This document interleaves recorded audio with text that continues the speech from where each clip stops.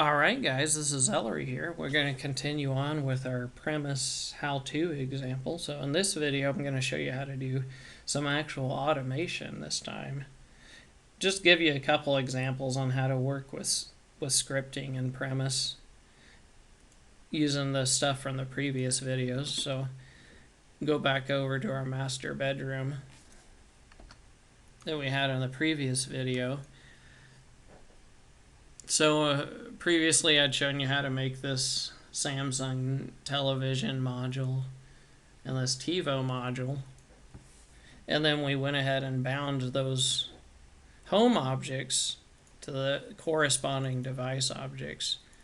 So now I'm going to show you how to where you would put your specific user customization or user code that you guys may want to do. For example, when the TV comes on, you may want to turn off the recessed lights. So that's pretty easy to do. So I right-clicked on television, new, script, property change. Then you can go to all, or since power state's a bindable property, you can get it faster just by clicking there. It doesn't matter. So all points to the same property. One thing to be sure of though is make sure you type something in here before you click out of it, otherwise it nukes your script and then you got to go do this step again. So what I like to do is I'll put a single quote there, and that's just how you do comments in VB script, so that won't affect anything. And that way if I click out, it's still there and I can continue working. So we're going to use the SIS Event Object. And so I'll type this real quick and then go over that with you. So what's going on here? Well, so we created an on-change power state script, right? So it's a script that's going to get run whenever, see over here where it says property power state on the right side. So whenever this guy changes to true, we're going to want to do something. And so how do we know when this guy's true? Because it could be false, right? Both true and false are both possibilities for the power state changing its state. So we use the SIS Event Object to kind of capture, whatever the current state is for the event that just took place. And so SIS Event is a real handy object, and you read more by going actually in the help files and searching for SIS Event, and it'll go through all that with you. So new val is mainly the one. If you wanted the previous value, you could do .old value. And this is a variant, and so during execution, the VB script interpreter is going to see this, and since power state, you see a little checkbox. That means this guy's a Boolean property.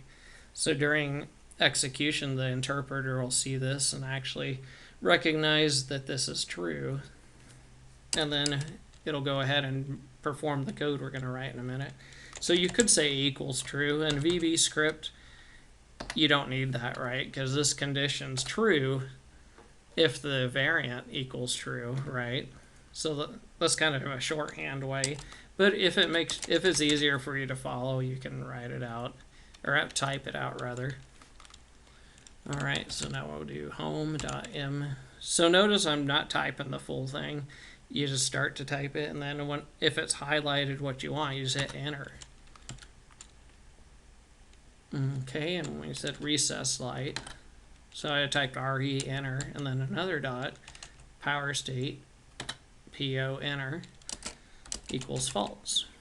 And there you have it. That's all you have to do. And then, well, not all, you have to commit to server. So whenever you're done with your code down there, you got to commit it to the server. And that's it. You don't have to restart the service or anything weird like that. And you can now see all your changes without having to recompile anything. So we'll go ahead and watch. And we're going to watch our recess light. So I went to view, and then I turned on the watch pane. And then I dragged the light down there. So it's off right now. We're going to have to turn that guy on. The TV's off. So when we go from the false state to the true state for this power state property, you'll see the light down here went off. So the recess light's indeed off. And plus you can go view that and the automation browser too. And go turn them back on.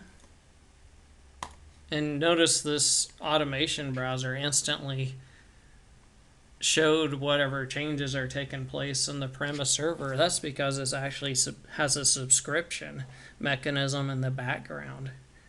And so if you Google a guy named Charlie Kendall figured out how all that works in the background for the subscription mechanism, and he's actually published an API you can use in your apps. If you wanted to build like a really nice new Wamadyne app interface, right now there's, for the mobile phone, you can get like a jQuery browser interface off Cocoon Tech under the Premise forums.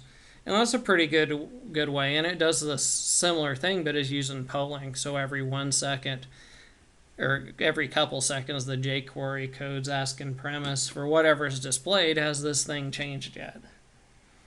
And if it has, it'll go ahead and update it within the web browser on your phone, or on whatever. I mean, it doesn't have to be a phone, but so that's pretty cool.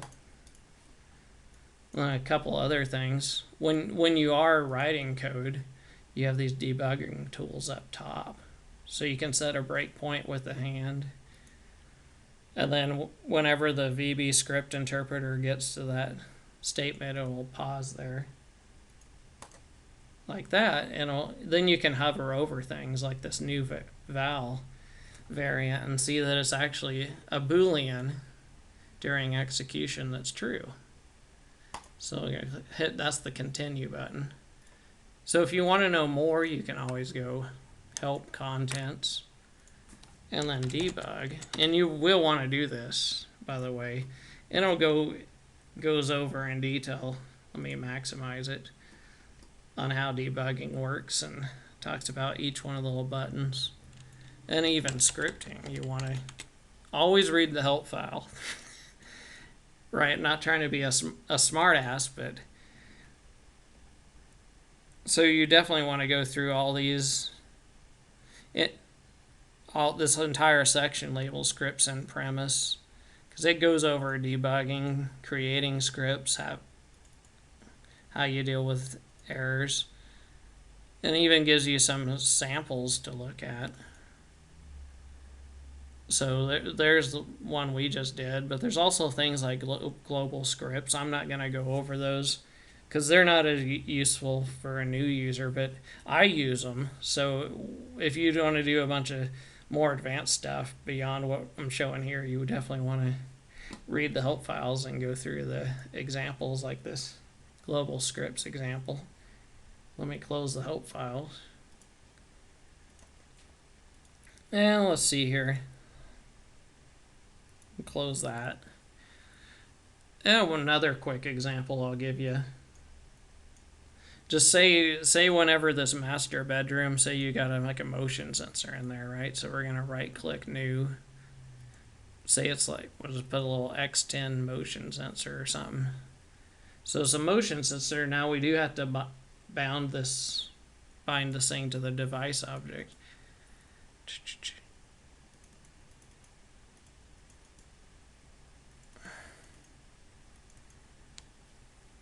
And I think you got to do a MR26A.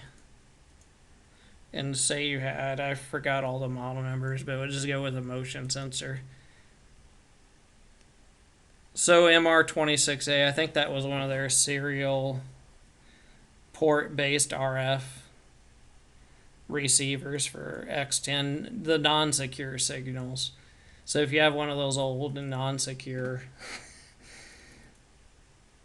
X10 motion sensors, you can get one off eBay if you don't for $2 and order an MR26A and you'll be good to go. So we'll go ahead and we'll bind those. Motion sensor. And then I'll show you. So when we bind objects, this is what's happening. I just right-clicked and went to properties. It's just binding these two states, or these two Boolean properties, right? So over here you have a state property that's getting bound automatically to the motion detected property. And so now whenever this guy toggles true, this occupancy property for the room will go true.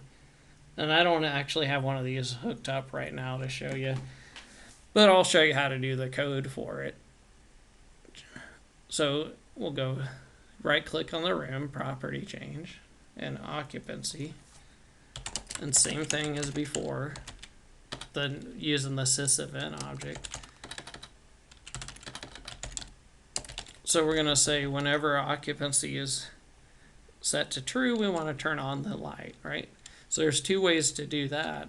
You can do like we did before, but since we're already working under the scripts under the master bedroom, so we could just say this dot recessed light. So that's a real handy operator. Well, it's not really an operator. It's just more like a pointer, and you really just get used to using it after some time. And so all it's doing is this is kind of like a context pointer. So this script you see is directly under master bedroom, right? It's kind of hard to see. I'll move it up there for you. See, it's directly under master bedroom. It's not under the bathroom, and it's not under the media zone. So the context of this, when this script on change occupancy is ran, is going to be the master bedroom. And so you can say this dot recessed light dot power state and set it to false whenever occupancy is false. And this stuff up here is going to occur when occupancy is true. So let me make sure I commit my changes.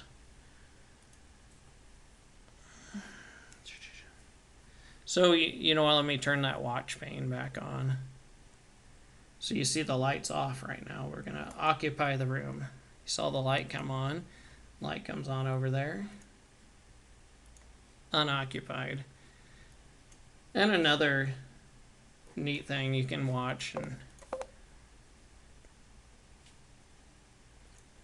you see Premise will add occupied to the name, and that's all part of that occupancy module I had you install. If you want to modify it, the source code for all that's actually exposed.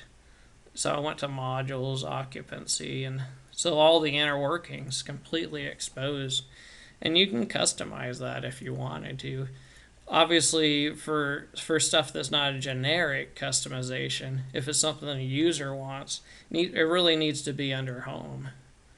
And in that manner, you'd be able to change like a TV out to a completely different technology. This code's still going to work. Okay, so same thing with this code up here. If you change this recessed light out, this code's still going to work for occupancy. So it's a pretty powerful tool, and I'm going to go ahead and stop this video since it's getting a little long. The next video I'll go over just my details on my personal install, and I'll bring it up in Premise Builder for you to see. Thanks guys, have a good day.